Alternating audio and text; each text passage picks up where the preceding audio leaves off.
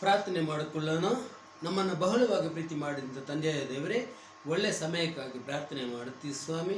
ಇಷ್ಟುವರೆಗೆ ನಿಮ್ಮ ಸೇವೆಯಲ್ಲಿ, ಆರಾಧನೆಯಲ್ಲಿಯೂ, ಪ್ರಾರ್ಥನೆಯಲ್ಲಿಯೂ, ವಾಕ್ಯದಲ್ಲಿ ನಡೆಸಿದ್ದು ಸ್ತೋತ್ರ ಸ್ವಾಮಿ.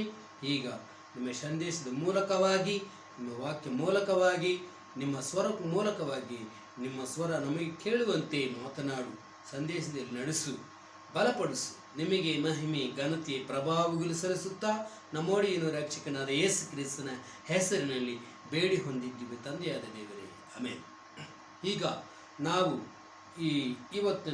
ಇವತ್ತಿನ ವಾಕ್ಯದಲ್ಲಿ ಅಪೊಸ್ತಲರ ಕಾರ್ಯಗಳು, ಕೃತ್ಯಗಳು 17ನೇ ಅಧ್ಯಾಯ 22ರಿಂದ 31ವರೆಗೆ ಓದಿಕೊಳ್ಳೋಣ. ಪೌಲನು ಅಥೇನಿಯಾದಲ್ಲಿ ಇದ್ದಾಗ ಮಾಡಿದ ಪ್ರಸಂಗ ಏನೆಂದರೆ 22ನೇ ವಚನ ಅಲ್ಲಿ, ಆಗ ಪೌಲನು ಹರಿಯುವಾಗದ ಅಂಗಾರಕದ ಬೆಟ್ಟದ ಮಧ್ಯದಲ್ಲಿ ನಿಂತು, ಅಥೇನಿಯ ಜನರೇ, ಎಲ್ಲ ವಿಷಯಗಳಲ್ಲೂ ನೀವು ಮೂಢಭಕ್ಷರೆಂದು ನಾನು ಗ್ರಹಿಸುತ್ತೇನೆ ಅಂತ ಹೇಳುತ್ತಿದ್ದಾರೆ. ಮೂಢಭಕ್ಷಕರು ಅಂದರೆ ಏನು? ಅವರ ಧರ್ಮವು ಸುಳ್ಳಾಗಿದ್ದರೂ ಅವರ ಬಗ್ಗೆ ಈ ಹೇಳಿಕೆ ಸತ್ಯವಾಗಿದೆ. ಈಗ 23ನೇ ವಾಕ್ಯ, ನಾನು ಸಂಚರಿಸುತ್ತಾ ನಿಮ್ಮ ಪೂಜಾ ವಸ್ತುಗಳನ್ನು ನೋಡುತ್ತಿದ್ದಾಗ ಅರಿಯದ ದೇವರಿಗೆ ಎಂದು ಬರೆದಿರುವ ಒಂದು ಯಜ್ಞವೇದಿಕೆಯನ್ನು ಕಂಡೆನು. ನೀವು ಯಾವುದನ್ನು ಅರಿಯದೆ ಬೋಧಿಸುತ್ತಿದ್ದೀರೋ ಅದನ್ನು ನಾನು ನಿಮಗೆ ತಿಳಿಸುತ್ತೇನೆ ಅಂತ ಹೇಳುತ್ತಾನೆ. 23ನೇ ವಾಕ್ಯದಲ್ಲಿ, ರೋಮ ಸಾಮ್ರಾಜ್ಯದ ಇತರ ಭಾಗಗಳಲ್ಲಿಯೂ ಜನರು ಇಂತಹ ವೇದಿಕೆಗಳನ್ನು ನಿರ್ಮಿಸುತ್ತಾ ಇದ್ದರು.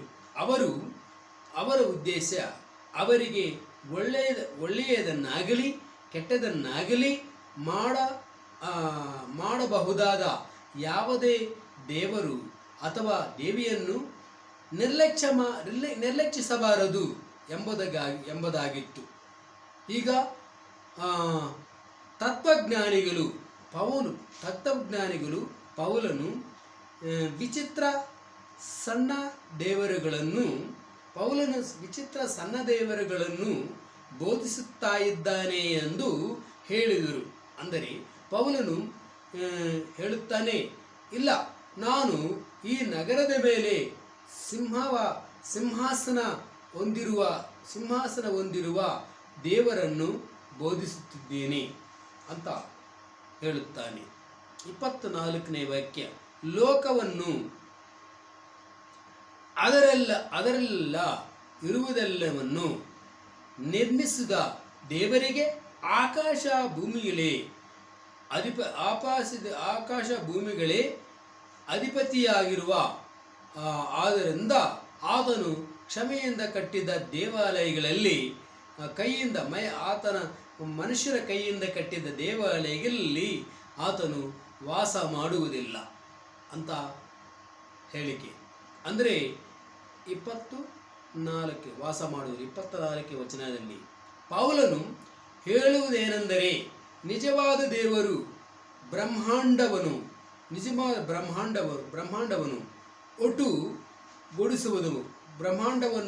ಒಟ್ಟುಗೂಡಿಸಿದವನು. ಆದರೆ ಆತನೇ ಬ್ರಹ್ಮಾಂಡವಲ್ಲ, ಬ್ರಹ್ಮಾಂಡದೊಂದಿಗೆ ಒಂದಾಗಿರುವ ದೇವನಲ್ಲ, ಲೋಕದ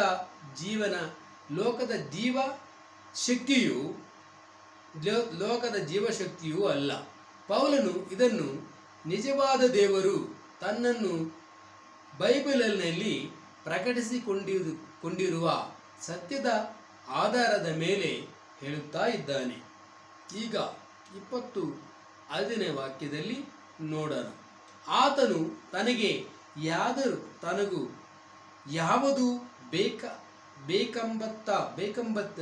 ಯಾವುದು ಬೇಕೆಂಬಂತೆ ಮನುಷ್ಯರ ಕೈಗಳಿಂದ ಸೇವೆ ಮಾಡಿಸಿಕೊಳ್ಳುವನು ಅಲ್ಲ. ಆತನೇ ಎಲ್ಲರಿಗೂ ಜೀವವನ್ನು, ಉಸಿರನ್ನು, ಸಮಸ್ತವನ್ನು ದಯಪಾಲಿಸುವ ದಯಪಾಲಿಸುವ ದೇವರಾಗಿದ್ದಾನೆ. ಈಗ ಆತನಿಗೇನು ಬೇಕಾದಂಥ ನಮ್ಮಿಂದ ಬೇಕಾಗಿಂತ ಏನು ಅವಶ್ಯಕತೆ ಇಲ್ಲ. ಪೌಲನು ಇದನ್ನು ನಿಜವಾದ ದೇವರು ಬೈಬಲ್ನಲ್ಲಿ ತನ್ನನ್ನು ಪ್ರಕಟಿಸಿಕೊಂಡಿದ್ದಾನೆ ಎಂಬ ಸತ್ಯದ ಆಧಾರದ ಮೇಲೆ ಹೇಳುತ್ತಾ ಇದ್ದಾನೆ. ಈಗ ಈ 25ನೇ ವಚನ ಸಾರಾಂಶ ಏನೆಂದರೆ, ನಿಜವಾದ ದೇವರು ಮತ್ತು ಮನುಷ್ಯರಿಂದ ಕಾಳಜಿ ವಹಿಸಬೇಕಾದ ವಿಗ್ರಹಗಳ ನಡುವೆ ವ್ಯತ್ಯಾಸಗಳನ್ನು ಆತ ಸ್ಪಷ್ಟವಾಗಿ ತೋರಿಸುತ್ತಾನೆ. ದೇವರಿಗೆ ಯಾವುದೂ ಅಗತ್ಯವಿಲ್ಲ, ಮನುಷ್ಯರಿಗೆ ಎಲ್ಲವನ್ನು ನೀಡುತ್ತಾನೆ. ಅಂದರೆ ಆತನಿಗೆ ನಮ್ಮಿಂದ ಬೇಕಾಗಿದ್ದು ಏನೂ ಇಲ್ಲ. 26ನೇ ವಚನ, ಆತನು ಮನುಷ್ಯ ಜಾತಿಯನ್ನೆಲ್ಲ ಒಂದೇ ಮೂಲದಿಂದ ನಿರ್ಮಿಸಿ ಭೂಲೋಕದ ಆದ್ಯಂತ ವಾಸ ಮಾಡುವಂತೆ ಮಾಡಿ ಅವರು ಗೊತ್ತು ಮಾಡಿದ ಕಾಲಗಳನ್ನು ಅವರ ವಾಸಸ್ಥಳಗಳನ್ನು ಮೇರೆಗಳನ್ನು ನಿರ್ಮಿಸಿದ್ದಾನೆ. ಅಂದರೆ 26 ಒಂದೇ ರಕ್ತ. ಆದಾಮ ಆದಿಕಾಂಡ 1:26-28 ಜನಾಂಗಗಳು ಯಾವಾಗ ಉದಯಿಸಿ ಪತನಗೊಳ್ಳಬೇಕು, ಜನರು ಯಾವ ಪ್ರದೇಶಗಳಲ್ಲಿ ವಾಸಿಸಬೇಕು ಮತ್ತು ಯಾವಾಗ ಅವರಿಗೆ ಆತನನ್ನು ಹುಡುಕುವ ಅವಕಾಶ ಸಿಗಬೇಕು ಎಂಬುದನ್ನು ದೇವರು ಈಗಾಗಲೇ ನಿರ್ಧಾರ ಮಾಡಿದ್ದಾನೆ. ಹಲ್ಲೆಲೂಯಾ. 27ನೇ ವಚನದಲ್ಲಿ ನೋಡೋಣ. ಹೀಗೆ ಮಾಡಿದ ಉದ್ದೇಶವೇನೆಂದರೆ, ಮನುಷ್ಯರು ದೇವರನ್ನು ಹುಡುಕಲಿ.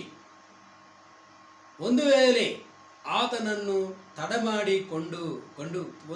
ಆತನನ್ನು ಹುಡುಕುವುದನ್ನು ತಡಕಾಡಿಕೊಂಡುಕೊಳ್ಳಲಿ. ಆತನು ನಮ್ಮಲ್ಲಿ ಯಾರಿಗೂ ದೂರವಾಗಿರುವನು ಅಲ್ಲ. ಅಂದರೆ ದೇವರನ್ನು ಹುಡುಕಬೇಕು ಅಂತ. ಹಲ್ಲೆಲೂಯಾ. ಇಲ್ಲಿ ಪೌಲನು ಹಿಂದೆ ಬದುಕಿದ್ದ ಇಬ್ಬರು ಕವಿಗಳ ಬಗ್ಗೆ ಮಾತುಗಳನ್ನು ಉಲ್ಲೇಖಿಸಿದ್ದಾನೆ. ಪೌಲನನ್ನು ಕೇಳಿದವರು ಈ ಕವಿಗಳ ಬರೆಹಗಳಿಗೆ ಪರಿಚಿತರಾಗಿರಬೇಕು. ಪೌಲನು ಅವರ ಬರೆದ ಎಲ್ಲದರಿಗೂ ಒಪ್ಪಿಕೊಂಡಿಲ್ಲ, ಆದರೆ ತನ್ನ ಮಾತುಗಳನ್ನು ಹೇಳುತ್ತಿರುವುದಲ್ಲಿ ಆಸಕ್ತಿಯಿಂದ ಕೇಳಬೇಕಂತ ಈ ಮಾತುಗಳು ಮಾತನಾಡುತ್ತಾನೆ. ಆಸಕ್ತಿಯಿಂದ ಕೇಳಬೇಕು ಎಂಬುದಕ್ಕಾಗಿ ಆ ಕವಿಗಳ ಬರಹಗಳಿಂದ ಕೆಲವು ಸತ್ಯಗಳನ್ನು ತೆಗೆದುಕೊಂಡನು. ಆ ಸತ್ಯವು ಎಲ್ಲೆಲ್ಲಿ ದೊರಕಿಸಿದರೂ ಸತ್ಯವೇ ಆಗಿದೆ. ದೇವರು ಯಾರಿಂದಲೂ ದೂರದಲ್ಲಿ ಇಲ್ಲ. ಆತನು ನಮ್ಮೆಲ್ಲರನ್ನು ಸಂಪೂರ್ಣ ಹೃದಯ ಮತ್ತು ಆತ್ಮದಿಂದ ವಿಶ್ವದ ಸೃಷ್ಟಿಕರ್ತನನ್ನು ಹುಡುಕಿದರೆ ಆತನನ್ನು ಕಂಡುಕೊಳ್ಳುವಿರಿ ಅಂತ ಯೆರೆಮೀಯ ಗ್ರಂಥದಲ್ಲಿ 29:13-14 ಬರೆದಿದೆ. ಮತ್ತು 17ನೇ ವಚನ, ಈಗ 17ನೇ ವಚನ 21ರಲ್ಲಿ ನೋಡೋಣ. ನಾವು ದೇವರ ಸಂತಾನವಾಗಿರುವುದರಿಂದ ದೇವತ್ವ ಚಿನ್ನ, ಬೆಳ್ಳಿ ಅಥವಾ ಕಲ್ಪನೆಯಂಥ ಮನುಷ್ಯರ ಕಲೆ ಮತ್ತು ಕಲ್ಪನೆಯಿಂದ ರೂಪಿಸಲ್ಪಟ್ಟ ಚಿತ್ರವೆಂದು ನಾವು ಯೋಚಿಸಬಾರದು. 30 ದೇವರು ಮಾನವೇತರ ಅಜ್ಞಾನದ ಕಾಲಗಳನ್ನು ತಡೆಗೊಳಿಸಿದ್ದರು.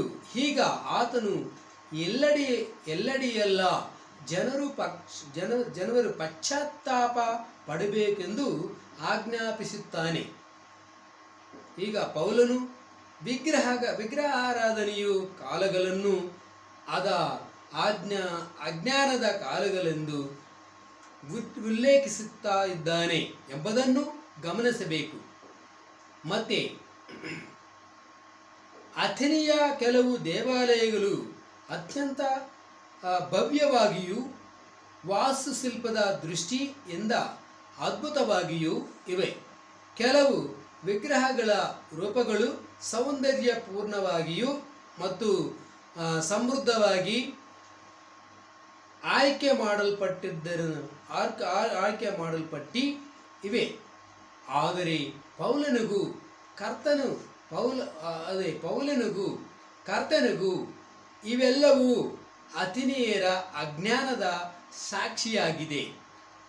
ಅವರೆಲ್ಲ ತತ್ವಶಾಸ್ತ್ರವು ಯಾವನ್ನು ನಿಜವಾದ ದೇವರ ಜ್ಞಾನಕ್ಕೆ ಕೊಂಡೊಯ್ಕೆ ಇಲ್ಲ ಮತ್ತು ಜ್ಞಾನವೆಂದು ಕಾಣಿಸಿಕೊಂಡಿದ್ದು ಅಜ್ಞಾನವಾಗಿತ್ತು. ಇಂತಹ ಮಾತುಗಳು ಪೌಲನು ಭಾಷಣವನ್ನು ಕೇಳುತ್ತಿದ್ದವರಿಗೆ ಸಂತೋಷ ತರುವುದಿಲ್ಲ. ಆದರೆ ಪೌಲನ ಉದ್ದೇಶವು ಆರಂಭದಿಂದಲೂ ಈಗ ತಲುಪಿದೆ. ಅಥೆನೆಯವರು ಪಶ್ಚಾತ್ತಾಪ ಪಡಬೇಕೆಂದು ಪೌಲನು ಉದ್ದೇಶವು ಆರಂಭದಿಂದಲೂ ಈಗ ತಲುಪಿದೆ. ಅಥೆನೆಯ ಪಶ್ಚಾತ್ತಾಪ ಪಡಬೇಕೆಂದು ಅವನು ಉದ್ದೇಶವಾಗಿತ್ತು. ಈಗ ಎಲ್ಲರೂ ಪಶ್ಚಾತ್ತಾಪ ಪಡಬೇಕು. ಎಲ್ಲ ತತ್ವಜ್ಞಾನಿಗಳು, ಎಲ್ಲ ಧರ್ಮಶಾಸ್ತ್ರಜ್ಞರು, ಎಲ್ಲ ಧಾರ್ಮಿಕರು, ಎಲ್ಲ ವಿಗ್ರಹಾರಾಧಿಕರು, ಎಲ್ಲ ವಿದ್ಯಾವಂತರು, ಎಲ್ಲ ಅಜ್ಞಾನಿಗಳು, ಎಲ್ಲ ಅಧಿಕಾರಿಗಳು, ಎಲ್ಲ ಸಾಮಾನ್ಯ ಜನರು ಮತ್ತು ಎಲ್ಲೆಡೆಯೂ ಎಲ್ಲ ಜನರು, ಏಕೆಂದರೆ ಎಲ್ಲ ಜನರು ಪಾಪಿಗಳೇ. ಎಲ್ಲರಿಗೂ ಕ್ಷಮೆ ಅಗತ್ಯವಿದೆ ಮತ್ತು ಆತನು ಎಲ್ಲರಿಗೂ ಕ್ಷಮೆಯನ್ನು ಬಯಸುತ್ತಾನೆ. ಮತ್ತೆ ಆ ಕ್ಷಮೆ ಬಯಸುವಾಗ ಆ ಕ್ಷಮೆಯಲ್ಲಿ ರಕ್ಷಿಸಲ್ಪಡಲಿ ಅಂತ ಪೌಲನ ಉದ್ದೇಶ. ಕ್ಷಮೆಯಲ್ಲಿದೆ ವಿಮೋಚನ ಕ್ಷಮೆಯಿಲ್ಲದೆ ವಿಮೋಚನೆ ಇರಲಾರದು. ಆಮೆನ್. 17:31 ಯಾಕೆಂದರೆ ಆತನು ತನ್ನೆಯಿಂದ ಸಮೇಕಕೊಂಡ ಒಬ್ಬ ಮನುಷ್ಯನ ಮೂಲಕ ಈ ಲೋಕವನ್ನು ನೀತಿಯಿಂದ ನ್ಯಾಯ ತೀರಿಸುವ ಒಂದು ದಿನವನ್ನು ನಿಗದಿಪಡಿಸಿದ್ದಾನೆ ಮತ್ತು ಆತನನ್ನು ಸತ್ತವರೊಳಗಿಂದ ಎಬ್ಬಿಸುವ ಮೂಲಕ ಇದಕ್ಕೆ ಎಲ್ಲರಿಗೂ ದೃಢೀಕರಣ ನೀಡಿದ್ದಾನೆ.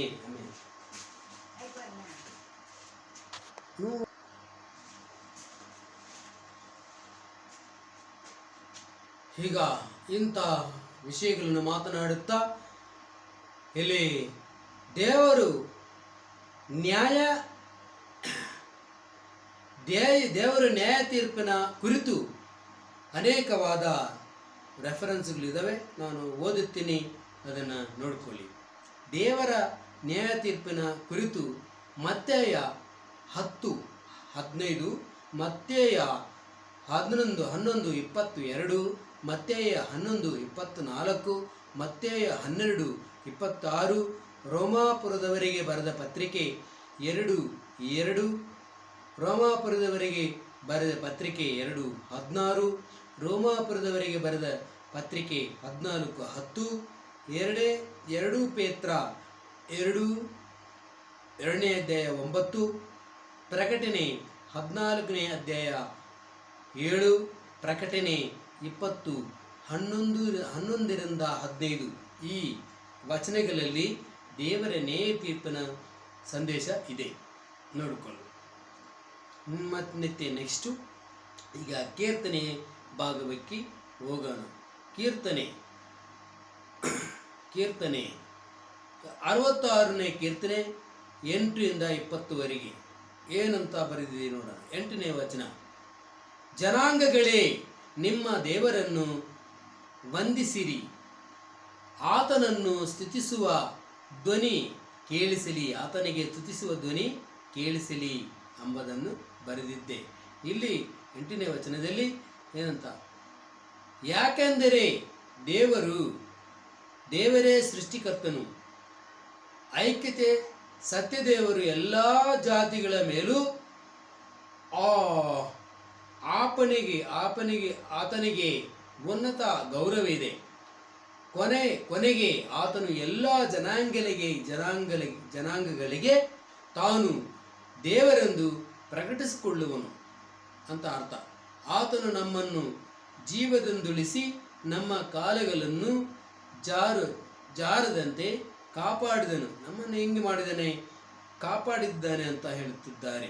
ಈಗ ಇದನ್ನು ಅವನು ನಮ್ಮನ್ನು ಜೀವಂತವಾಗಿರುವ ಉಳಿಸುತ್ತಾನೆ ಎಂದು ಕೂಡ ಅನುವಾದಿಸಬಹುದು. ನಾವು ಬದುಕಿರುವುದು ಆತನಿಂದಲೇ, ನಾವು ಬೆಳೆದೇ ಇರುವುದು ಅವನಿಂದಲೇ, ಅವನ ಕೃಪೆಯಿಂದಲೇ. ಅವನನ್ನು ಸ್ತುತಿಸಿರಿ ಅಂತ ಅರ್ಥ. 10ನೇ ವಚನ: ದೇವರೇ ನಮ್ಮನ್ನು ಶೋಧಿಸಿ ಬೆಳ್ಳಿಯನ್ನು ಪೊಟಕ್ಕೆ ಹಾಕುವ ಮೇರೆಗೆ ಶುದ್ಧಿ ಮಾಡಿದಿ. 10ನೇ ವಚನ ಅಂತ ಬೆಳ್ಳಿಯನ್ನೇ ಶುದ್ಧಿ ಮಾಡುವಂತೆ ಅಂದರೆ ದೇವರು ತನ್ನ ಮಕ್ಕಳೆಲ್ಲವರನ್ನು ಪ್ರತಿಯೊಬ್ಬನನ್ನು ಪರೀಕ್ಷಿಸಿ ಶಿಸ್ಸು ಕಳಿಸುತ್ತಾನೆ. ಆತನು ನಮ್ಮ ಎಲ್ಲ ಅಂಶಗಳನ್ನು ಪರೀಕ್ಷಿಸುತ್ತಾನೆ. ನಮ್ಮ ಆಲೋಚನೆಗಳು, ನಂಬಿಕೆಗಳು ಮತ್ತು ಕ್ರಿಯೆಗಳು ಅವನಲ್ಲಿ ಭರವಸೆ ಇಡುವ ಪರವಾಗಿ ಈ ಲೋಕವು ಪರೀಕ್ಷೆಯ ಸ್ಥಳವಾಗಿದೆ. ಇದು ದೇವರು ಬೆಳ್ಳಿ ವಿಶ್ವಾಸಿಗಳು ಶುದ್ಧಿಗೊಳ್ಳುವ ಬಟ್ಟಿಯಲ್ಲಿ, ಅಂದರೆ ದೇವರು ಇಲ್ಲಿ ನಂಬಿಕೆ ಮತ್ತು ಸದ್ಗುಣಗಳನ್ನು ಶುದ್ಧಿಗೊಳಿಸಿ ಅಭಿವೃದ್ಧಿ ಪಡಿಸುತ್ತಾ ಇದ್ದಾನೆ. ಇದು ಒಂದು ಕಾಡು, ಒಂದು ಮರುಭೂಮಿ. ಇಲ್ಲಿ ಕಠಿಣ ಮನುಷ್ಯರು ವಿಶ್ವಾಸಿಗಳನ್ನು ಬೆನ್ನಟ್ಟುತ್ತಾರೆ ಮತ್ತು ಅವರ ಮೇಲೆ ತಾಳಲಾರದ ಭಾರಗಳನ್ನು ಹಾಕುತ್ತಾರೆ. ಗರ್ಭಿಗಳು ಅವರ ಮೇಲೆ ಅವರ ಮೇಲೆ ಸವಾರಿ ಮಾಡಿ ಧೂಳಾಗುವಂತೆ ತುಳಿಯುತ್ತಾರೆ. ಇವೆಲ್ಲವೂ ದೇವರ ಒಳ್ಳೆಯ ಉದ್ದೇಶಗಳಿಗಾಗಿ ಲೋಕವನ್ನು ಯಾವುದಕ್ಕೆ ಹೋಲಿಸಲಾಗದೆ ಇದು ದೇವರಿಗೆ ಸೇರಿದ ಲೋಕವನ್ನು ಮೊದಲು ಬಟ್ಟಿಯಲ್ಲಿ ಸುಟ್ಟ ನಂತರ ನೀರಿನಲ್ಲಿ ಮುಳುಗಿಸಿ ರೂಪುಗೊಳಿಸಿ ತೀಕ್ಷ್ಣಗೊಳಿಸುವ ಸ್ಥಳ. ಈ ರೀತಿಯಾಗಿ ಪರಿಶುದ್ಧರು ಬಲಪಡಿಸಲ್ಪಡುತ್ತಾರೆ. ದಾವೀದನ ವೈಯಕ್ತಿಕ ಜೀವನದಲ್ಲಿಯೂ ಇದೇ ಸಂಭವಿಸಿತು. ನಿಜವಾಗಿ ದೇವರಿಗೆ ಸೇರಿದ ಎಲ್ಲರ ಜೀವನದಲ್ಲಿಯೂ ಇದೇ ಸಂಭವಿಸುತ್ತಾ ಇರುತ್ತದೆ.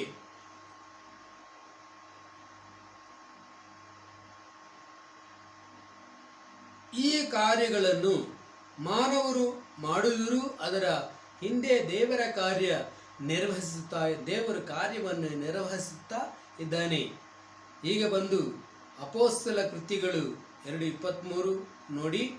ಇಂತಹ ಪರೀಕ್ಷೆಗಳ ಕುರಿತು ಆದಿಕಾಂಡ ನ್ಯಾಯಸ್ಥಾಪಕರು 2:22 ಬರೆಯಲ್ಪಟ್ಟಿದೆ. ಬೆಳ್ಳಿಯ ಸುದ್ದಿ ಕಾರಣಕ್ಕೆ ಅತ್ಯಂತ ಜಾಗೃತೆ ಮತ್ತು ಕೌಶಲ್ಯ ಅಗತ್ಯ.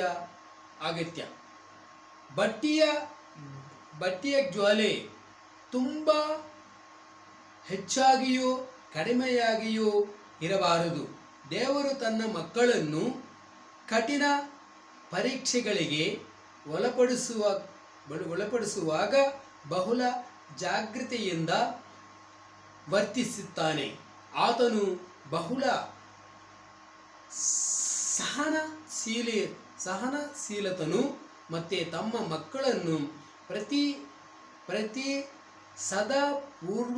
ಸದಾ ಪೋಷಕರು ಕೆಲವೊಮ್ಮೆ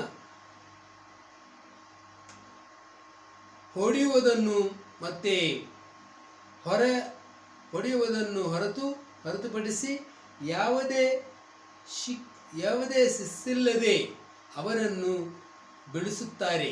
ದೇವರು ತನ್ನ ಮಕ್ಕಳನ್ನು ಪ್ರೀತಿಸುತ್ತಾನೆ. ಆದ್ದರಿಂದ ಅವನು ಎಚ್ಚರಿಕೆಯಿಂದ ತರಬೇತಿಗೊಳಿಸಬೇಕು. ನಾವು ಕಠಿಣ ಪರೀಕ್ಷೆಗಳನ್ನು ಅನುಭವಿಸರಲ್ಲಿ ನಿರಾಶಿತರಾದರೆ ಶುದ್ಧೀಕರಿಸಲ್ಪಡುವುದನ್ನು ಪರಿಶುದ್ಧರಾಗಿರುವುದನ್ನು ನಿರಾಕರಿಸುತ್ತಾನೆ. ನೀವು 66:11 ನೀನು ನನ್ನನ್ನು ನನ್ನ ಬಳಿಗೆ ತಂದೆ, ನಮ್ಮ ಬೆನ್ನಿನ ಮೇಲೆ ಭಾರಗಳನ್ನು ಇಟ್ಟಿ ಬಂಧಕರು ಇದನ್ನು ಬಳಿಗೆ ಬೆಳೆಸುವುದು ಎಂದು ಅನುವಾದಿಸಬಹುದು. ಇದನ್ನು ಮಾಡುವವನು ದೇವರ ಎಂಬುದನ್ನು ಗಮನಿಸಿ. ಈಗ 66:12 ನೀನು ಜನರನ್ನು ನಮ್ಮ ತಲೆಯ ಮೇಲೆ ಸವಾರಿ ಮಾಡಲು ಬಿಡಿದೆ. ನಾನು ಬೆಂಕಿಯಲ್ಲಿಯೂ ನೀರಿನಲ್ಲಿಯೂ ಹಾಕಿ ಹೋಗಿದ್ದೇವೆ. ಆದರೂ ನೀನು ನಮ್ಮನ್ನು ವಿಶಾಲ ಸ್ಥಳಕ್ಕೆ ಕರೆದಂತೆ ಅಂದರೆ ಇಲ್ಲಿ ಒಂದು ವಿಶಾಲ ಸ್ಥಳಕ್ಕೆ ಬಂದಿದ್ದೇವಂತ. 66:13 ನಾನು ದಹನ ಬಲಿಗಳೊಂದಿಗೆ ನಿನ್ನ ಮಂದಿರಕ್ಕೆ ಬರುತ್ತೇನೆ. ನಾನು ಮಾಡಿದ ಪ್ರತಿಜ್ಞೆಗಳನ್ನು ನೆರವೇರಿಸುತ್ತೇನೆ. ಅಂದರೆ ಕಠಿಣ ಪರೀಕ್ಷೆಗಳನ್ನು ಯಶಸ್ವಿಯಾಗಿ ಸಹಿಸುವುದು ದೇವರಿಗೆ ಬಹಳ ಕೃತಜ್ಞತೆಯೇ ಕಾರಣವಾಗಿದೆ. ಈ ಪರೀಕ್ಷೆಗಳಲ್ಲಿ ನಮ್ಮ ಹಿತಕ್ಕಾಗಿ ಕಾರ್ಯನಿರ್ವಹಣೆ ದೇವರು ಪ್ರೀತಿಯ ಶ್ರೇಷ್ಠನು ನಾವು ನೋಡಬೇಕು ಮತ್ತು ಅವನಿಗೆ ಇಷ್ಟವಾಗುವ ಕಾಣಿಕೆಗಳನ್ನು ಅರ್ಪಿಸಬೇಕು. ನಮ್ಮ ಸಂಪೂರ್ಣ ಹೃದಯಗಳನ್ನು ದೇಹಗಳನ್ನು ಜೀವಂತ ಬಲಿಯಾಗಿ ಅವನಿಗೆ ಅರ್ಪಿಸೋಣ. ಈಗ ಮುಂದೆ ಹೋಗುತ್ತಾ 66:14 ಸಂಕಟದಲ್ಲಿದ್ದಾಗ ನನ್ನ ತುಟಿಗಳು ಉಚ್ಚರಿಸಿದ ಮತ್ತು ನನ್ನ ಬಾಯಿ ವಾಗ್ದಾನ ಮಾಡಿದವುಗಳನ್ನು ನಾನು ಈಗ ನೆರವೇರಿಸುತ್ತೇನೆ. ಮತ್ತೆ ಹೆಚ್ಚಾದ ಕರಗಳು ದಹನ ಬಲಿಗಳನ್ನು ಕುರಿಗಳು ಭಯ ಹೋಗುವುದೊಂದಿಗೆ ನಿನಗೆ ಅರ್ಪಿಸುತ್ತೇನೆ. ಎಮ್ಮೆಗಳು ಮತ್ತು ಆಡುಗಳನ್ನು ಬಲಿಯಾಗಿ ಅರ್ಪಿಸುತ್ತೇನೆ. ಸಲಾ ಅಂತ ಈ ಕೀರ್ತನೆ ಹಾಡುತ್ತಾನೆ. ಹಲ್ಲೆಲೂಯಾ.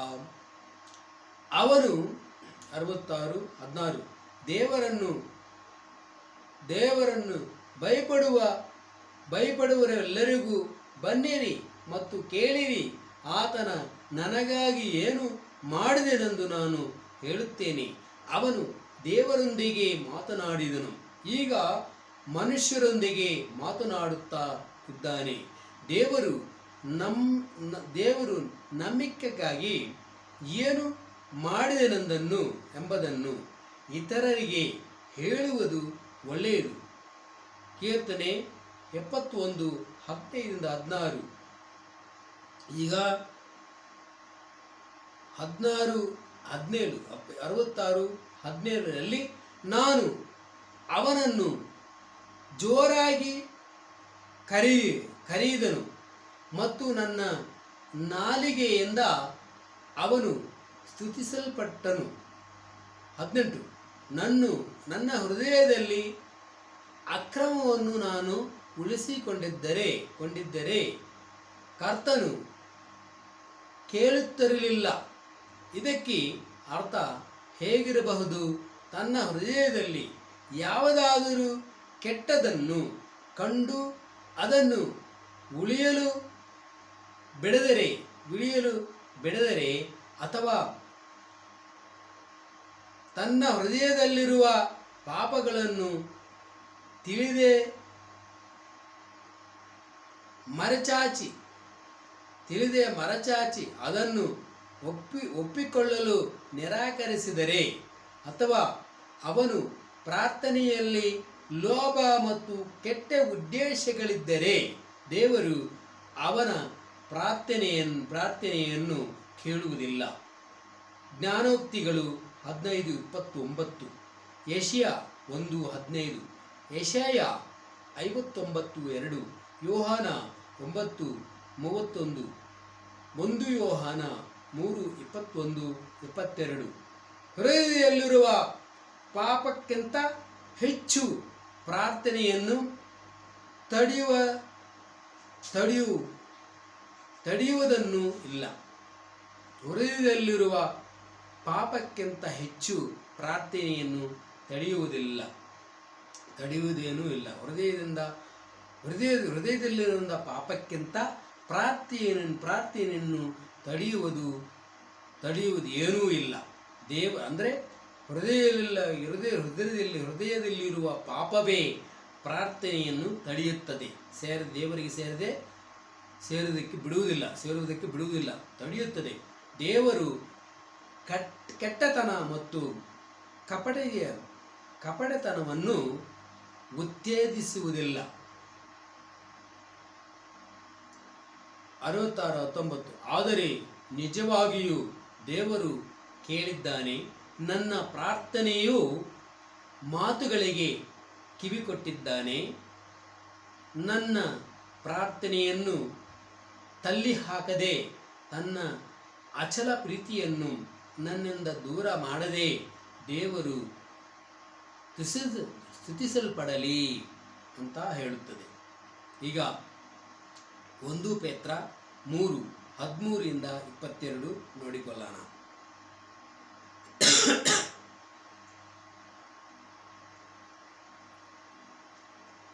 1 ಪೇತ್ರ 13:20-22. 1 ಪೇತ್ರನು 13, ನೀವು ಒಳ್ಳೆಯದನ್ನು ಮಾಡಲು ಆಸಕ್ತರಾಗಿದ್ದರೆ ನಿಮಗೆ ಹಾನಿ ಮಾಡುವವರು ಯಾರು? ನಾವು ಒಳ್ಳೆಯದನ್ನು ಮಾಡಿದ್ರೆ ನಮಗೆ ಕೆಟ್ಟದ್ದು ಮಾಡೋರು ಯಾರು ಅಂತ ಹೇಳುತ್ತದೆ. ಈಗ ರೋಮಾಪುರವರೆಗೆ ಬರೆದ ಪತ್ರಿಕೆ 13:3, ಅವಿಶ್ವಾಸಿಗಳು ಸಹ ಕರುಣೆ, ದಯೆ ಸ್ಥಾಪಿಸುವುದಕ್ಕೆ ಬದಲಾಗಿ ಆಶೀರ್ವಾದಿಸುವುದು ಮತ್ತು ಕೆಟ್ಟದ್ದಕ್ಕೆ ಬದಲಾಗಿ ಒಳ್ಳೆಯದನ್ನು ಮಾಡುವುದನ್ನು ಗುರುತಿಸಿ ಮೆಚ್ಚಿಕೊಳ್ಳಬಹುದು. ಈಗ 14ನೇ ವಚನ, ನೀವು ನೀತಿಗಾಗಿ ಕಷ್ಟಪಟ್ಟರು ಧನ್ಯರು, ಅವರು ಬೆದರಿಸುವುದಕ್ಕೆ ಹೆದರಬೇಡಿರಿ, ಗಲಿಬಿಲಿಗೊಳ್ಳಬೇಡಿರಿ ಅಂತ 14. ಈ 14ದಲ್ಲಿ ಏನು ಸಂದೇಶ ಏನೆಂದರೆ, ನೀತಿಯ ಜೀವನಕ್ಕಾಗಿ ಸಂಕಟ ಅನುಭವಿಸುವುದು ಈ ಲೋಕದಲ್ಲಿ ಸಾಧ್ಯ. ಆದರೆ ಯೇಸು ಹೇಳುವುದನ್ನು ಸಹಿಸಿಕೊಳ್ಳಿ, ಭಯಪಡಬೇಡ್ರಿ. ಯೆಶಾಯ ಗ್ರಂಥ 8:12. ಈಗ ಈ ವಚನಗಳನ್ನು ನಾವು ಮನಸ್ಸಲ್ಲಿ ಇಡಬೇಕು. ಈಗ ಬಂದು 15, ಆದರೆ ನಿಮ್ಮ ಹೃದಯಗಳಲ್ಲಿ ಕ್ರೈಸ್ತನೆಂದು ಪರಿಶುದ್ಧರೆಂದು ಕ್ರೈಸ್ತನೆಂದು ಕ್ರೈಸ್ತನನ್ನು ಕರ್ತನೆಂದು ಪರಿಶುದ್ಧರೆಂದು ನಂಬಿರಿ. ನಿಮ್ಮಲ್ಲಿರುವ ನಿರೀಕ್ಷೆಯ ವಿಷಯಗಳಲ್ಲಿ ಕಾರಣವನ್ನು ಹೇಳುವ ಪ್ರತಿಯೊಬ್ಬನಿಗೆ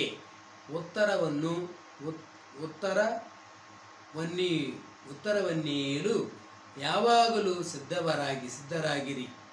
ಆದರೆ ಅದನ್ನು ಸಾಮ್ಯತೆಯಿಂದಲೂ ಭಯದಿಂದಲೂ ಮಾಡಿರಿ. 15ನೇ ವಚನ. ಆದರೆ ಕ್ರೈಸ್ತನು ಎಲ್ಲರ ಕರ್ತನು. ಆದರೆ ನಾವು ಸ್ವ ಇಚ್ಛೆಯಿಂದ ಮತ್ತು ಮನಸ್ಸಿನಿಂದ ಅವರನ್ನು ನಮ್ಮ ಹೃದಯಗಳಲ್ಲಿ ಕರ್ತನಾಗಿಸಬೇಕು. ಯಾಕೆಂದರೆ ಕ್ರೈಸ್ತನು ದೇವರು, ಆದ್ದರಿಂದ ಆತನು ಕರ್ತನಾಗಿ ಇರಬಹುದು. ಮತ್ತೆ ಸಾಮ್ಯತೆಯಿಂದ ಸಿದ್ಧರಾಗಿರಿ. ಮತ್ತೆ ನಾವು ಏಕ ಕ್ರಿಸ್ತನಲ್ಲಿ ವಿಶ್ವಾಸಿಗಳು ಮತ್ತು ನಮ್ಮ ನಿರೀಕ್ಷೆ ಪರಲೋಕದಲ್ಲಿದೆ ಎಂಬುದನ್ನು ತಿಳಿದುಕೊಳ್ಳಬೇಕು. ಇದನ್ನು ಇತರರಿಗೂ ಸ್ಪಷ್ಟವಾಗಿ ಮತ್ತು ನಂಬಿಸುವ ರೀತಿಯಲ್ಲಿ ಹೇಳಲು ನಿಮಗೆ ಸಾಧ್ಯವಾಗಬೇಕು. 3:16.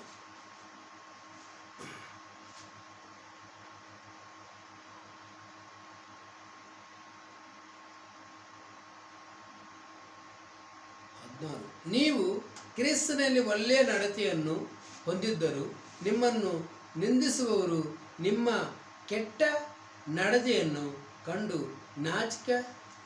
ಕ್ರಿಸ್ತನಲ್ಲಿ ನೀವು ಒಳ್ಳೆಯ ನಡತೆಯನ್ನು ಹೊಂದಿದ್ದರೂ ನಿಮ್ಮನ್ನು ನಿಂದಿಸುವರು ನಿಮ್ಮ ಆ ಕೆಟ್ಟ ನಡತೆಯನ್ನು ಕಂಡು ನಾಚಿಕೆ ಪಡುವಂತೆ ಒಳ್ಳೆಯ ಮನಸ್ಸಾಕ್ಷಿಯನ್ನು ಇಟ್ಟುಕೊಳ್ಳಿರಿ. ನೀವು ಕೆಟ್ಟದನ್ನು ಮಾಡಿ ಕಷ್ಟಪಡುವುದಕ್ಕಿಂತ ದೇವರಿಗೆ ಇಷ್ಟವಾದರೆ ಒಳ್ಳೆಯದನ್ನು ಮಾಡಿ ಕಷ್ಟಪಡುವುದು ಉತ್ತಮ. ಇದು ಒಳ್ಳೆಯ ಮಾತುಗಳು. ಇದು ಬಂದು ಚೆನ್ನಾಗಿದೆ. ಮತ್ತು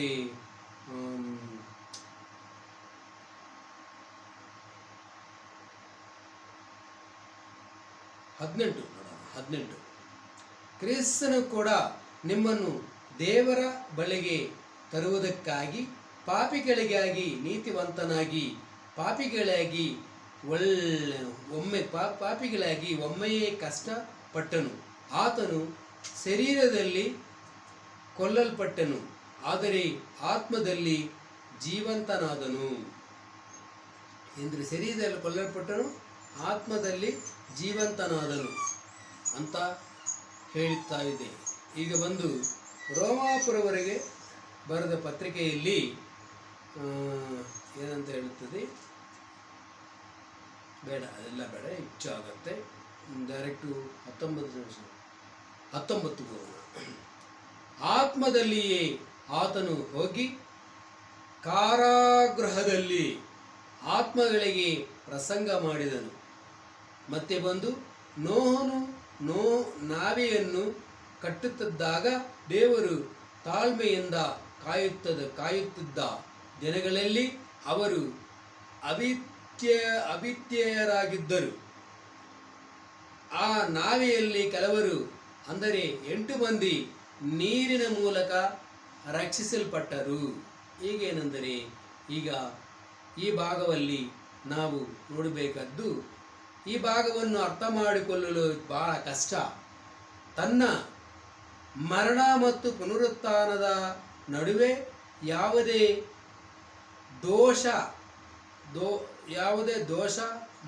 ದೋಷಮಯದಲ್ಲಿ ಕ್ರೈಸ್ತನನ್ನು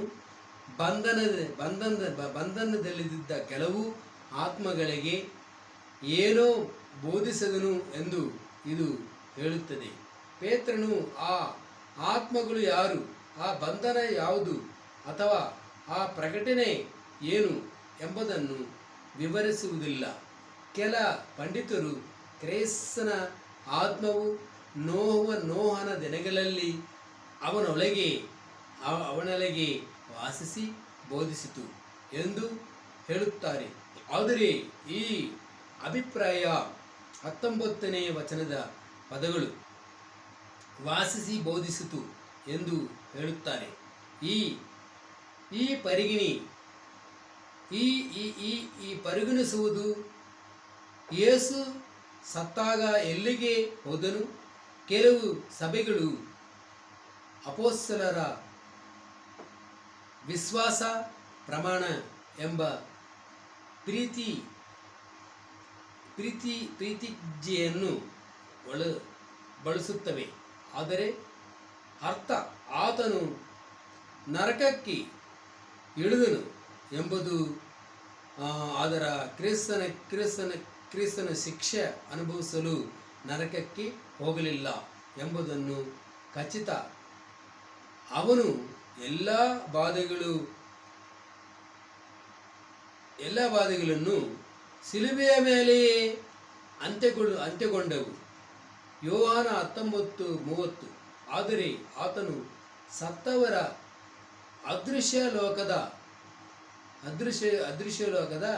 ಅದೃಶ್ಯ ಲೋಕಕ್ಕೆ ಹೆಬ್ರಿಯಲ್ಲಿ ಸಿಯೋಲ್ ಹೋದಂತ ಕಾಣುತ್ತದೆ.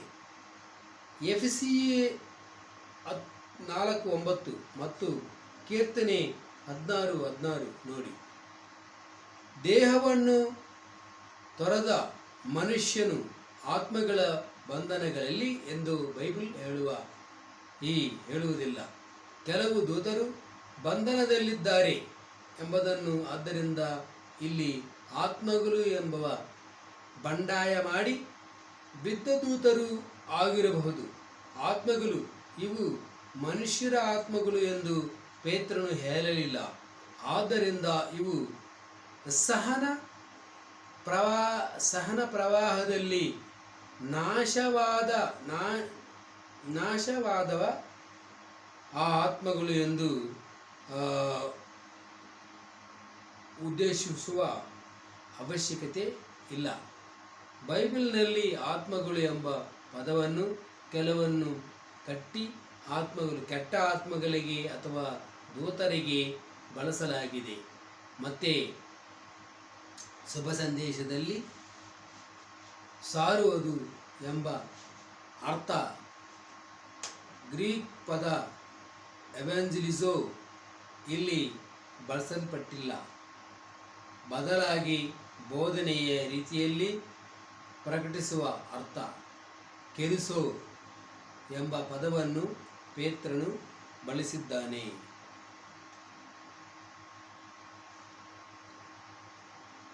ಅವರು ಹಿಂದೆ ಅವಿಧೇಯರಾಗಿದ್ದರೂ ದೇವರು ನೋಹನ ದಿನಗಳಲ್ಲಿ ತಾಳ್ಮೆಯಿಂದ ಕಾಯಲ್ಪಟ್ಟಿದ್ದಾಗ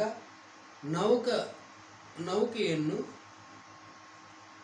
ಕಟ್ಟಲಾಗುತ್ತಿದ್ದ ಸಮಯದಲ್ಲಿ ಅದರಲ್ಲಿ ಕೆಲವರು ಅಂದರೆ 8 ಜನರು ನೀರಿನ ಮೂಲಕ ರಕ್ಷಿಸಲ್ಪಟ್ಟರು. ಅವಿಧೇಯರು ಪ್ರವಾಹಕ್ಕೂ ಮೊದಲು ದೂತರು ಮನುಷ್ಯರಿಗೆ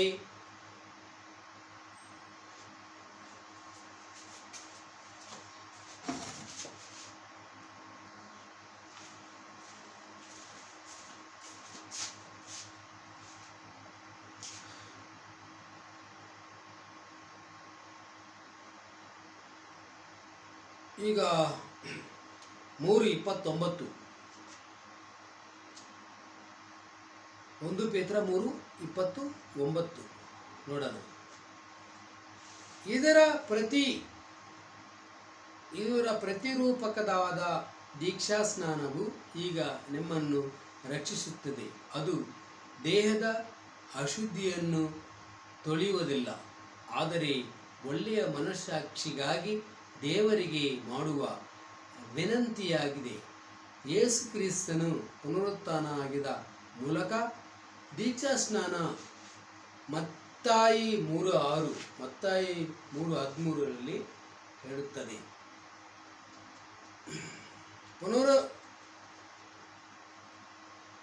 ಪ್ರವಾಹವು ಜಲದೀಕ್ಷಾ ಸ್ನಾನದೇ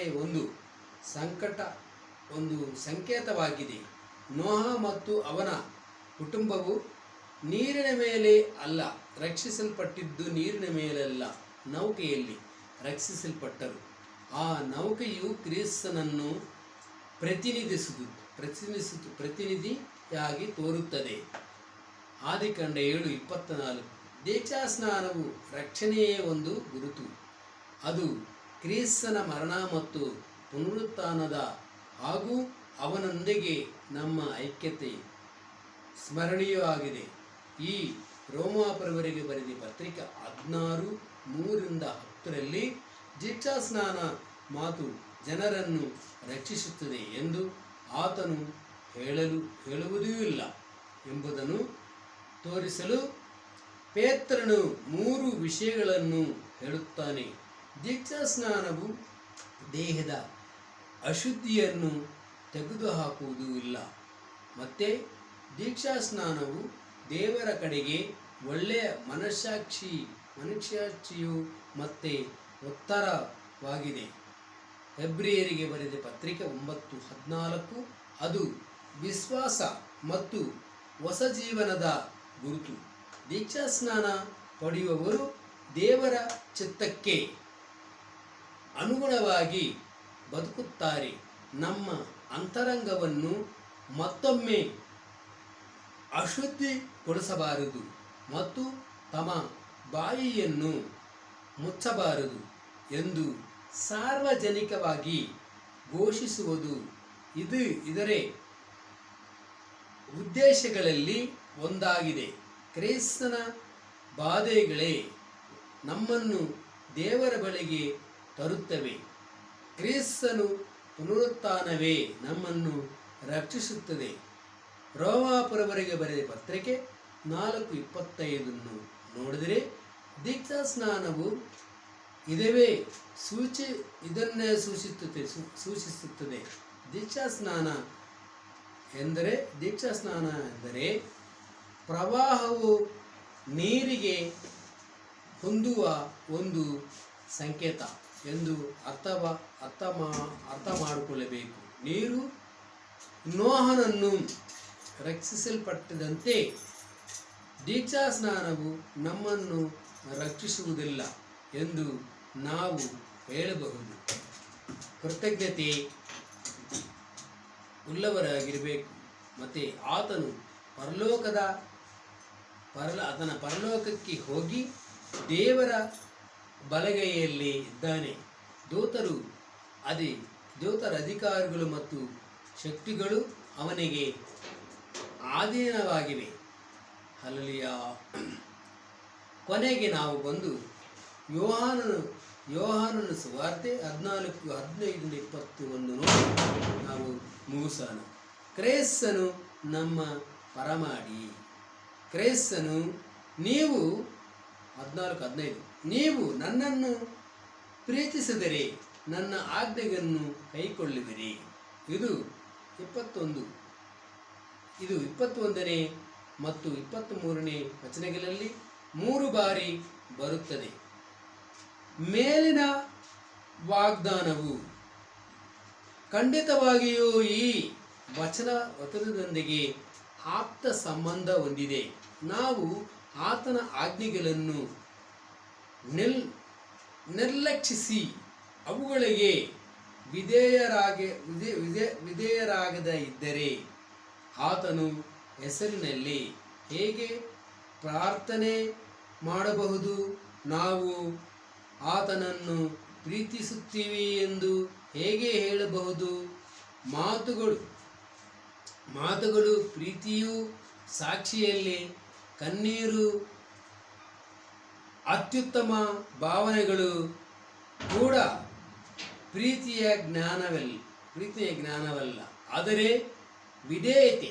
ನಾವು ನಿಜವಾಗಿಯೂ ಕ್ರಿಸ್ತನನ್ನು ಪ್ರೀತಿಸುತ್ತೀವಿ ಎಂದು ಹೇಳುವೆಯಲ್ಲಿ ಮಾರ್ಗವೆಂದರೆ ಆತನ ಎಲ್ಲ ಆಜ್ಞೆಗಳನ್ನು ನೋಡಿ ನಾವು ಅವುಗಳಿಗೆ ವಿಧೇಯರಾಗುತ್ತಿದ್ದರೆ ಎಂಬುದನ್ನು ಪರೀಕ್ಷಿಸುವುದು. ಯೋಹಾನ 13:13-17. ಈ ವಚನಗಳಲ್ಲೂ ನೋಡಬಹುದು. ಈಗ 16ರಲ್ಲಿ ಏನಂತದೆ, ಮತ್ತು ನಾನು ತಂದೆಯನ್ನು ಬೇಡಿಕೊಳ್ಳುವನು, ಆತನು ನಿಮ್ಮೊಂದಿಗೆ ಸಹಕಾಲ ಇರುವುದಂತೆ ಮತ್ತೊಬ್ಬ ಸಹಾಯಕನನ್ನು ಪರವಾಡಿಯನ್ನು ನಿಮಗೆ ಕೊಡುವನು. ಅಂದರೆ ಸಹಾಯಕನಂದರೆ ಕ್ರಿಸ್ತನು ಶಿಷ್ಯರು ಚಿಂತಿಸಬಾರದು ಎಂಬ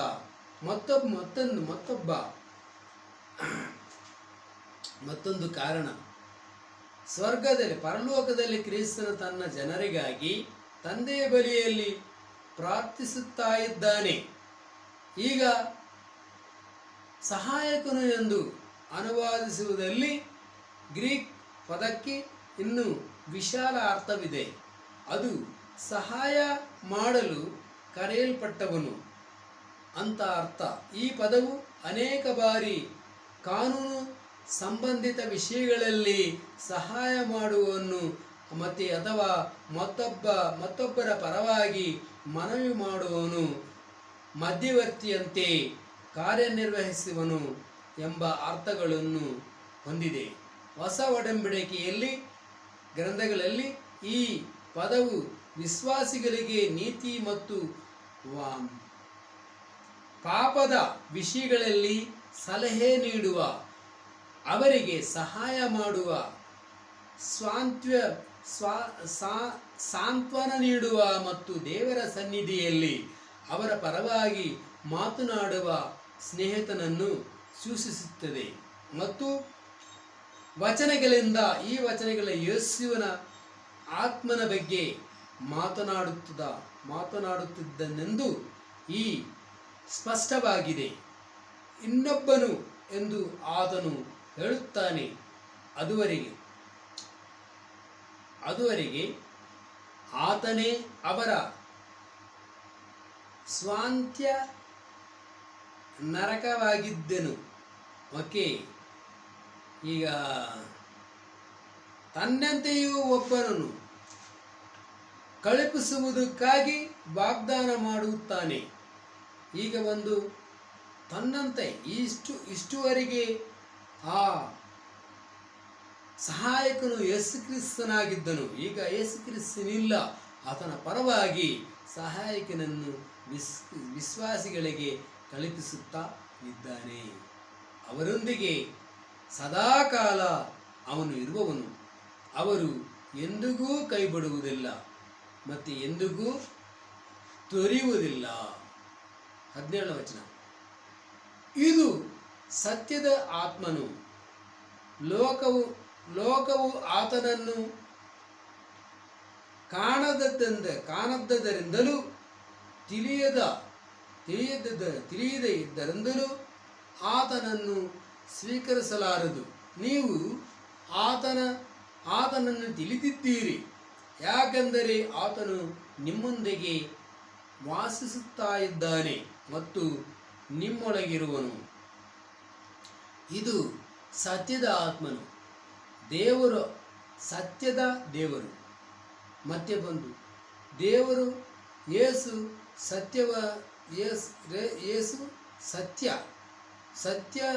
ಸತ್ಯವರ್ತಿ. ಯೋಹಾನ 14:6. ಸತ್ಯದ ಆತ್ಮಯು ಮತ್ತು ಬೋಧನ ಸತ್ಯವಾಗಿದೆ. ಆತನು ಸತ್ಯವನ್ನು ಪ್ರೀತಿಸುತ್ತಾನೆ, ಸತ್ಯವನ್ನು ಮಾತನಾಡುತ್ತಾನೆ ಮತ್ತು ವಿಶ್ವಾಸಿಗಳನ್ನು ಎಲ್ಲ ಸತ್ಯದೊಳಗೆ ನಡೆಸುತ್ತಾನೆ. ಯೇಸು ಲೋಕವನ್ನು ಅವಿಶ್ವಾಸ, ಪಾಪ ಮತ್ತು ಕತ್ತಲೆಯ ಲೋಕವೆಂದು ಉದ್ದೇಶಿಸಿದ್ದರು. ಲೋಕವು ದೈವಿಕ ಆತ್ಮ, ಜೀವಾತ್ಮ, ದೇವಾತ್ಮ ಇತ್ಯಾದಿ ಪದಗಳನ್ನು ಬಳಸಬಹುದು. ಆದರೆ ಏಕೈಕ ಸತ್ಯದೇವರ ಪವಿತ್ರ ಆತ್ಮನನ್ನು ಅದು ತಿಳಿದಿಲ್ಲ. ಅದು ಆತನನ್ನು ಸ್ವೀಕರಿಸಲಾರದು. ಯೇಸುವಿನ ಶಿಷ್ಯರು ಈ ಪವಿತ್ರ ಆತ್ಮನನ್ನು ತಿಳಿದಿದ್ದರು. ಅವರು ಪವಿತ್ರ ಆತ್ಮನಿಂದ ಮರುಜನ್ಮ ಹೊಂದಿದ್ದರು. ಯೇಸುವಿನ ಸೇವೆಯಲ್ಲಿಯೂ ತಮ್ಮ ಸೇವೆಯಲ್ಲಿಯೂ ಪವಿತ್ರಾತ್ಮ ಮಾಡಿದ ಕಾರ್ಯವನ್ನು ಅವರು ತಿಳಿದಿದ್ದರು. ಹಾಗಾಗಿ ಅವರು ಪವಿತ್ರಾತ್ಮನು ಸ್ವೀಕರಿಸಿದರು. ಹಲ್ಲೆಲೂಯಾ.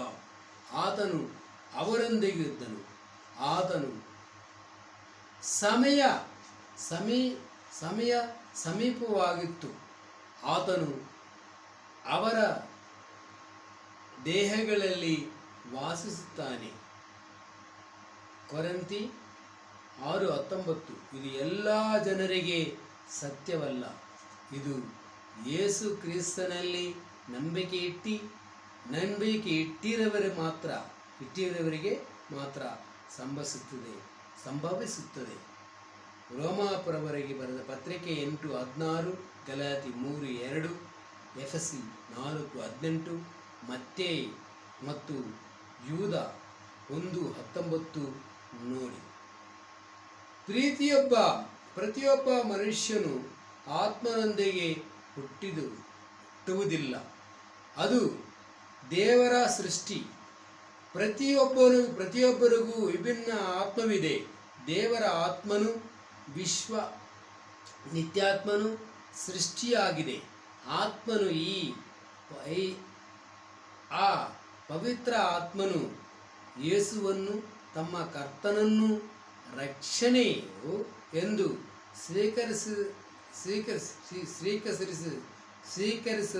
ಸ್ವೀಕರಿಸಿದವರೆಗೆ ಮಾತ್ರ ವಾಸಿಸಲು ಬರುತ್ತಾನೆ. ಗಲಾತಿ 3:1-5, ಗಲಾತಿ 3:14. ಲೋಕಕ್ಕೊಂದು ಆತ್ಮವಿದೆ, ಆದರೆ ಅದು ದೇವರ ಆತ್ಮವಲ್ಲ. ಎಫೆಸಿಯವರಿಗೆ ಬರೆದ ಪತ್ರಿಕೆ 2:2. ದೇವರ ಆತ್ಮನು ಬಗ್ಗೆ ಮಾತನಾಡುವಾಗ ಯೇಸು ಅವನು ಎಂಬ ವೈಯಕ್ತಿಕ ಸರ್ವನಾಮವನ್ನು ಬಳಸಿರುವುದು ಗಮನಿಸಿ. ಪವಿತ್ರ ಆತ್ಮನು ಕೇವಲ ದೇವರಿಂದ ಬರುವುದೇ ಏಕ ಪ್ರಭಾವವಲ್ಲ. ಆತನು ತಂದೆಯು ಮಗನು ಇರುವಂತೆಯೇ ಈ ತಂದೆಯಂತೆಯೇ ವ್ಯಕ್ತಿತ್ವ ಹೊಂದಿರುವನು. ಅವನು ಸ್ವಭಾವ ಮತ್ತು ಗುಣದಲ್ಲಿ ಒಂದಾಗಿದ್ದಾನೆ. ನಾವು ಯೇಸುವನ್ನು ಅದು ಎಂದು ಕರೆಯದಂತೆ ದೇವರ ಆತ್ಮನನ್ನು ಅದು ಇದು ಬಂದಿತು ಹೋಯಿತು ಎಂದು ಹೇಳಬಾರದು. 14:18. ಸ್ವಲ್ಪ ಕಾಲದ ನಂತರ ಲೋಕವು ನನ್ನನ್ನು ಇನ್ನೂ ಕಾಣುವುದಿಲ್ಲ, ಆದರೆ ನೀವು ನನ್ನನ್ನು ಕಾಣುವಿರಿ, ಯಾಕೆಂದರೆ ನಾನು ಜೀವಿಸುತ್ತಾ ಇದ್ದೇನೆ, ನೀವು ಸಹ ಜೀವಿಸುವಿರಿ. ಶಿಷ್ಯರು ಆತನ ಸತ್ತವರೊಳಗೆಯಿಂದ ಎದ್ದು ಬಂದ ನಂತರ ಆತನನ್ನು ಕಂಡರು. ಯೋಹಾನ 20:20, ಯೋಹಾನ 20:29, 1 ಕೊರಿಂಥಿ 15:5-8. ಇದು ಯೇಸು ತನ್ನ ಬಗ್ಗೆ ಹೇಳಿಕೊಂಡಿದ್ದೇ ಸತ್ಯ ಮಾತು. ಆತನೇ ಎಲ್ಲ ಬೋಧನೆಗಳು ಸತ್ಯವೆಂಬುದಕ್ಕೆ ದೊಡ್ಡವಾದ ಸಾಕ್ಷಿಯಾಗಿದೆ. ಮತ್ತಾಯ 28:6 ಕೂಡ ನೋಡಬಹುದು. ನೀವು ಜೀವಿಸುವಿರಿ. ರೋಮಾಪುರವರೆಗೆ ಬರೆದ ಪತ್ರಿಕೆ 5:9-10. ಕೊಲೊಸ್ಸಿಯವರಿಗೆ 3:3-4 ಹೋಲಿಸಿ ನೋಡಿ. ಆತನು ಶಿಷ್ಯರ ಜೀವನದ ನಿರೀಕ್ಷೆ.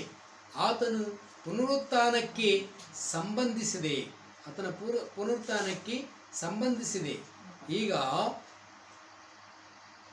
ಯೋಹಾನ 11:25-26, ಯೋಹಾನ 6:54 ಈ ವಚನಗಳಲ್ಲಿ ಎಲ್ಲ ನೋಡಬಹುದು. ಈಗ 14:20 ಆ ಆ ದಿನದಲ್ಲಿ ನಾನು ನನ್ನ ತಂದೆಯ ಒಳಗಿದ್ದೇನೆ, ನೀವು ನನ್ನೊಳಗಿದ್ದೀರಿ, ನಾನು ನಿಮ್ಮೊಳಗಿದ್ದೇನೆ ಎಂಬುದನ್ನು ನೀವು ತಿಳಿಯುವಿರಿ. ಆ ದಿನದಲ್ಲಿ ಅಂದರೆ ತನ್ನ ಪುನರುತ್ಥಾನದ ತಕ್ಷಣ ಬರುವ ಕಾಲ ಆತನು ಅವರಿಗೆ ಯಾವ ರೀತಿಯ ಏಕತೆಯನ್ನು ತರುತ್ತಾನೋ ಅದನ್ನು ಅವರು ಕಾಣುವರು. ಯೋಹಾನ 17:21-23. ಕ್ರೈಸ್ತನಲ್ಲಿರುವ ವಿಶ್ವಾಸಿಗಳು ಮತ್ತು ಅವರೊಳಗೆ ಕ್ರಿಸ್ತನು, ಇದು ಕ್ರಿಸ್ತನ ರಾಯಭಾರಿಯಾದ ಪೌಲನ ಪತ್ರಿಕೆಗಳಲ್ಲಿ ಕಾಣುವ ವಿಷಯವಾಗಿದೆ. 14:21. ನನ್ನ ಆಜ್ಞೆಗಳನ್ನು ಹೊಂದಿ ಅವುಗಳನ್ನು ಕೈಗೊಳ್ಳವರೇ ನನ್ನನ್ನು ಪ್ರೀತಿಸುವವರು. ನನ್ನನ್ನು ಪ್ರೀತಿಸುವವರನ್ನು ನನ್ನ ತಂದೆಯೂ ಪ್ರೀತಿಸುತ್ತಾನೆ. ನಾನು ಅವರನ್ನು ಪ್ರೀತಿಸಿ ನನ್ನನ್ನು ಅವರಿಗೆ ಪ್ರಕಟಿಸುವನು ಅಂತ ಬರೆಯಲಿದೆ. 15. ಆತನು ತನ್ನ ವಿಶ್ವಾಸಿಗಳೊಂದಿಗೆ ಮತ್ತು ದೇವರಾದ ತಂದೆಯರೊಂದಿಗೆ ಇರುವ ಸಂಬಂಧವನ್ನು ಹೇಳುತ್ತಾ ಇದ್ದಾನೆ.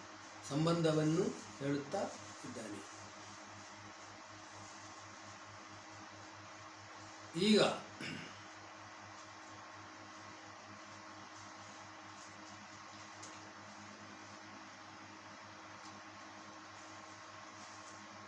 ತಮ್ಮ ವಿಧೇಯತೆಯ ಮೂಲಕ ವಿಶ್ವಾಸಿಗಳು ಈ ಸಂಬಂಧವನ್ನು ಸ್ಪಷ್ಟವಾಗಿ ಪ್ರಕಟಿಸುವುದರಿಂದ ದೇವರೊಂದಿಗೆ ಇರುವ ತಮ್ಮ ಸಂಬಂಧವನ್ನು ತೋರಿಸುತ್ತಾರೆ. ಇದನ್ನು ಅವು ಅನುಭವಿಸಿದವರೆಗೆ ಇದು ತಿಳಿಯುತ್ತದೆ. ವಿಧೇಯ ಮಕ್ಕಳಿಗೆ ದೇವರಿಗೆ ವಿಶೇಷವಾದ ಪ್ರೀತಿ ಇದೆ. ಇದು ಕುಟುಂಬ ಮತ್ತು ಪ್ರೀತಿಯ ಸಂತೋಷವಾಗಿದೆ. ಲೋಕದ ಮೇಲಿರುವ ಆತನ ಪ್ರೀತಿ ವಿಭಿನ್ನವಾಗಿದೆ. ಅದು ನಾಶದ ಸ್ಥಿತಿಯಲ್ಲಿ ನಾಶವಾಗುತ್ತಿರುವ ಲೋಕದ ಮೇಲೆ ಕರುಣೆ ಮತ್ತು ದಯೆಯೂ ಇರುವಂಥ ಪ್ರೀತಿ. ಇಂಥ ಪ್ರೀತಿ ಇರುವಂಥ ದೇವರು ನಮ್ಮನ್ನು ಆಯ್ಕೆ ಮಾಡುವರಲ್ಲಿ ಈಗ ನಮ್ಮನ್ನು ರಕ್ಷಿಸುತ್ತಾ ಇದ್ದಾರೆ. ಅವರನ್ನು ನಾವು ನಂಬೋಣ, ಅವರಿಗೆ ಹಿಂಬಾಲಿಸೋಣ. ಅವರ ಸತ್ಯತೆಯಲ್ಲಿ ನಿಂತು ಅವರು ಕೊಟ್ಟಿರುವಂಥ ಆಜ್ಞೆಗಳನ್ನು ಹೊಂದಿ ಅವರ ಪ್ರೀತಿಯಲ್ಲಿ ತುಂಬಿ ಇರೋಣ. ಹಲ್ಲೆಲೂಯಾ, ಸ್ತೋತ್ರ. ನಿಮಗೆ ಮಹಿಮೆ, ಘನತೆ, ಪ್ರಭಾವಗಳು ಸಲ್ಲುತ್ತಾ ಒಳ್ಳೆ ಮಾತುಗಳನ್ನ ಆಶೀರ್ವದಿಸಿ, ನಮ್ಮನ್ನು ಆಶೀರ್ವದಿಸಿ. ಯೇಸು ಕ್ರಿಸ್ತನ ಹೆಸರಿನಲ್ಲಿ ಬೇಡಿ ಹೊಂದಿದ್ದು ತಂದೆಯಾಗಿ.